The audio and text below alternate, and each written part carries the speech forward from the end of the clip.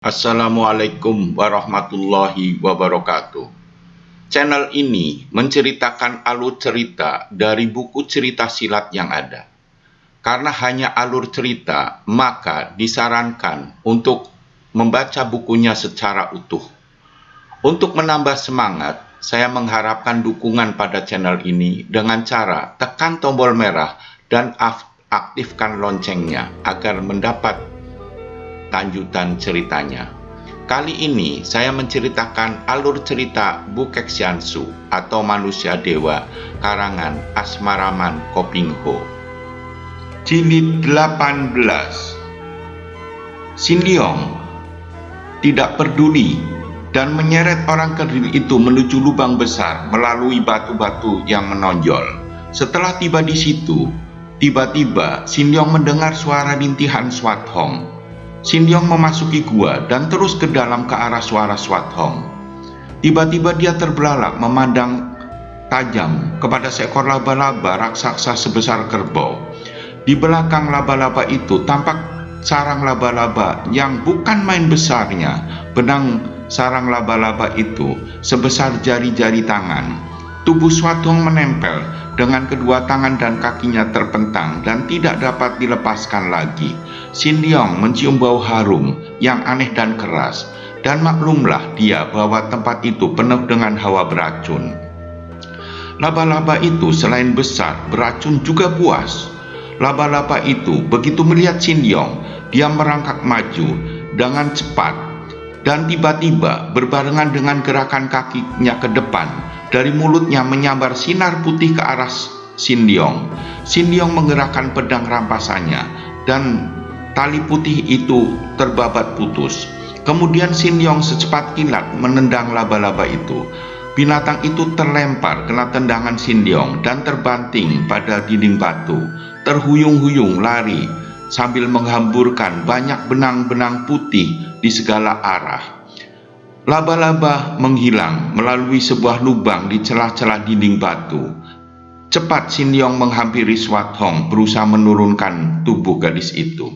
Swat Hong ternyata membawa bekal batu mustika hijau untuk menolak racun. Pantas saja laba-laba itu tidak berani menggigit Swat Hong. Sin Leong mengambil batu mustika hijau, kemudian mengerahkan singkang, menempelkan tangan di punggung Swat Hong yang terbuka untuk mengusir hawa beracun yang terhisap Swat Hong selama terjerat di rumah laba-laba. Kedua orang muda itu tidak tahu jika di tempat itu muncul bayangan seorang kakek yang berdiri tegak memandang mereka sambil mengelus jenggotnya. Kakek ini berpakaian rapi, terbuat dari kain yang mahal. Dia adalah seorang pertapa yang belum lama turun dari pertapaan di lereng pegunungan Himalaya. Nama pertapa itu Aoyang Sinchu, seorang yang memiliki kepandaian silat tinggi dan memiliki kekuatan sihir yang membuat dia terpakai sekali tenaganya oleh Jenderal Anglusan. Berkat ilmu sihir dari Aoyang Sinchu inilah maka Anglusan berhasil memikat hati Yan Huihui. Aoyang Sinchu diutus mengunjungi rawa bangkai setelah 5 orang utusan pertama berhasil dengan baik. Aoyang Sinchu membawa surat pribadi Jenderal Anglusan yang mengundang Dequatlin dan Kiamo Chaili untuk mengadakan perundingan. Akan tetapi sebelum mereka berangkat, terjadilah peristiwa kedatangan Sin Leong dan Swat Hong yang dikabarkan oleh orang-orang kerdil kepada mereka. Kiamo Chaili segera mengatur sendiri orang-orang kerdil itu memancing dan menjebak Sin Leong dan Swat Hong. Sedangkan Aoyang Sinchu mengintai dan membayangi gerakan kedua orang muda itu. Dequatlin juga sudah bersiap-siap kalau kedua orang pembantunya itu gagal. Sin Leong berhasil menyelamatkan Swat Hong dan sedang mengobatinya. Tiba-tiba keinginan yang aneh dalam batin kakek ini yang penuh kecabulan itu ingin menyaksikan mereka itu bermain cinta. Mula-mula Swat Hong yang terpengaruh hawa mukjizat itu. Swat Hong mengeluh lalu membalikkan tubuhnya dan serta-merta merangkul leher Sin Leong sambil terengah-engah. Sin Leong berteriak panjang dan nyaring dahsyat serta mengandung getaran tenaga sakti dari dalam pusarnya. Kekuatan sihir yang dipergunakan Aoyan Jinchu buyar, bahkan tubuh kakek itu bergetar. Swathong juga terbebas dari cengkeraman sihir itu. Dia menjadi pucat sekali, mengeluh perlahan, lalu terguling roboh pingsan. Sin Leong yang sudah menduga bahwa kakek itu jahat, tentu tidak segan-segan bermain curang. Aoyan Jinchu mulai memainkan pedangnya dengan gerakan yang amat cepat. Pedang itu berubah menjadi gulungan sinar biru yang mengeluarkan suara berdesing-desing nyaring sekali. Tiba-tiba Sin Leong berseru, "Lepas pedang!" Plak! Tangan Aoyan Jinchu kena tampar oleh jari tangan Sin Leong. Untung bagi Aoyan Jinchu, pada saat pedangnya terlepas, muncul Dequatlin dan Kiamo Chaili. Bagaikan dua sosok bayangan setan, dua orang wanita sakti itu sudah menerjang ke depan. Menyadari adanya keberadaan Dequatlin, Sin Leong meloncat jauh ke belakang, lalu berkata kepada Dequatlin agar mengembalikan semua pusaka Pulau Es. Mendengar permintaan itu, tanpa menjawab lagi, Dequatlin lalu mengerahkan pedangnya dan mengirim serangan langsung yang amat dahsyat ke arah Sin Leong. Tubuh Sin Leong lenyap, dan 3 orang yang memiliki ilmu kepandaian tinggi sekali, ketiganya memegang senjata-senjata pusaka ampuh, mengeroyok Sin Leong dengan mati-matian. Bukan main hebatnya pertempuran itu. Baru sekali inilah Sin Leong benar-benar diuji semua hasil jerih payahnya mempelajari ilmu silat tinggi di Pulau Es.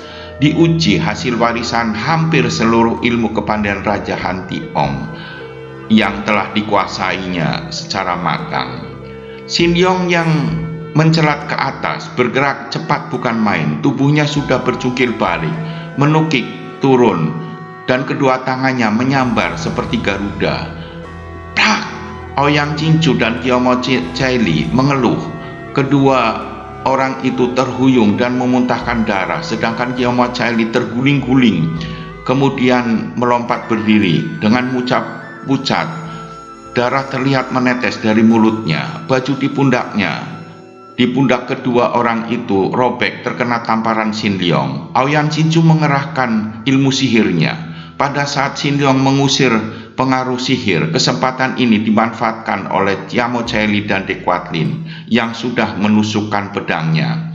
Sin Leong berusaha mengelak dan dapat memukul tangan Kiamo Chaili dan Dequatlin. Kedua wanita itu memekik dan pegangnya terlepas dari pegangan. Akan tetapi kuku jari tangan Kiamo Chaili yang beracun berhasil mencengkeram pundak dekat tengkuk Sin Leong bersamaan dengan tangan kiri Dequatlin dengan pukulan inti salju menghantam punggungnya. Sin Leong berusaha menangkis, namun akhirnya terguling pisan. Setelah melihat Sin Leong pingsan, muncullah pikiran cabul Aoyan Jinchu dan teringat Swathong. Kemudian segera berlari ke dalam gua terowongan. Akan tetapi Swathong tidak ditemukan. Dequatlin berseru kaget dengan muka pucat sekali. Mereka sangat ketakutan jika Raja Han Tiong datang menolong Swathong, sedangkan melawan muridnya saja mereka bertiga sudah kewalahan. Mereka juga khawatir jika membunuh Sin Leong, tiba-tiba Raja Han Tiong muncul dan mengamuk. "Kalau begitu, lekas kita lemparkan dia ke dalam sumur ular," teriak Kiamo Chaili. Dequatlin sendiri menggotong tubuh Sin Leong yang masih pingsan dan memasukkan ke dalam sumur ular. Bersambung ke jilid 19.